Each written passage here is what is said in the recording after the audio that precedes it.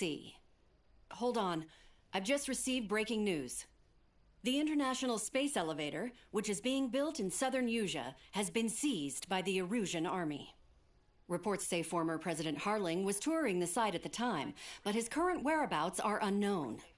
Our sources in government tell us it was Harling's policies regarding the space elevator that caused economic frictions in the area, and which ultimately led to this war. Located near Erusia, on the continent of Usea, the space elevator has been under construction for some time now. The Executive Office of the Ocean Federation has declared a national state of emergency. They have ordered all its armed forces, including Usian peacekeepers, to mobilize and make the necessary preparations to launch an immediate counterattack. Ladies and gentlemen, our country is officially at war. Stay tuned for further updates. Breaking news from ENN.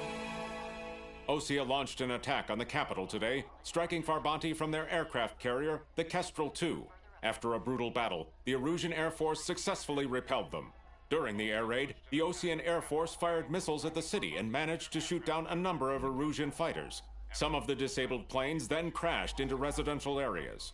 During the air raid, the Ocean Air Force fired missiles at the city and managed to shoot down... The world was screwed. 20 years ago, the Earth got slammed by an asteroid. Usea was on the wrong side of the planet and got hit. Hard. Refugees swarmed the Erusian Republic, the biggest country on the continent, plunging it into chaos. They were desperate and started a war, one they had no hope of winning. That's the war my dad fought and died in. The biggest nations from 2 continents went head-to-head, and the so-called righteous Oceans struck the deal that ended it. They fancied themselves the only nation that could bring peace and stability to the world. They even tried saving the Usians, still suffering from the disaster. That's how a space elevator, stretching way up into the sky, ended up being built in Usea, paid for by the Oceans. President Harling said he did it out of compassion for his fellow humans. But to the folks in Erusia, it looked like Osea was moving in to take over. Erusia went from being a republic back to being a kingdom. When they started this new war, they managed to get the drop on everyone. The second the declaration hit the news, Erusian forces took control of the space elevator without spilling a single drop of blood. President Harling was touring the elevator when it happened and disappeared. Then, while that was going on, the Erusian ships that were docked all around Osea released a swarm of drone fighters they had hidden on board in containers. No one thought they were capable of doing what they did that day.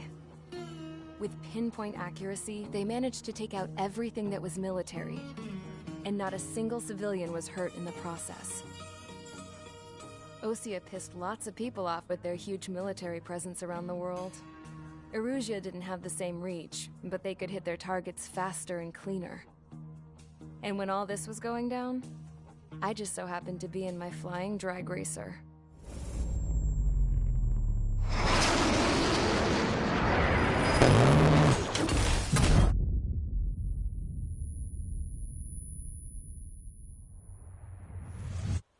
In case you were wondering, yeah, I survived. I crashed in a bombed-out Ocean Air Force base, then got arrested for breaking wartime aviation laws or some crap. The world went from being at peace to being at war, all in the blink of an eye. Princess Rosa Cassette Delete of the Kingdom of Erusia. Today, Ocean airstrikes have shattered the lives of countless Erusians. Their attacks practically leveled the school I went to. It is heartbreaking.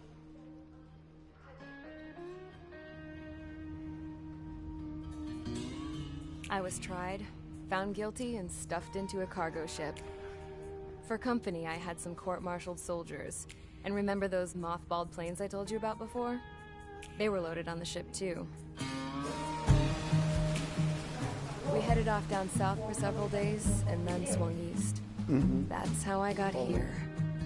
I was thousands of kilometers from Erusia, on the opposite side of the Usian continent. For a port, it was dull as hell. It had 3 rusty patrol boats, and the base? The fences were topped with razor wire, the tower had a searchlight and machine guns, and a truck with a gun turret was parked in front of the gate. Its gun was aimed at the yard. This was a prison. This place looked like a full-on base, but half the tanker trucks were just big balloons, and the runways weren't even paved, just painted on the dirt. The whole place was just one big fat lie. The only reason I was here is because they knew I'd restored a supersonic plane. They wanted me to make something out of the mothballed planes they brought, that they could park on the fake runway. Can you believe that shit? So, I tried to escape. They found out, and set the dogs on me.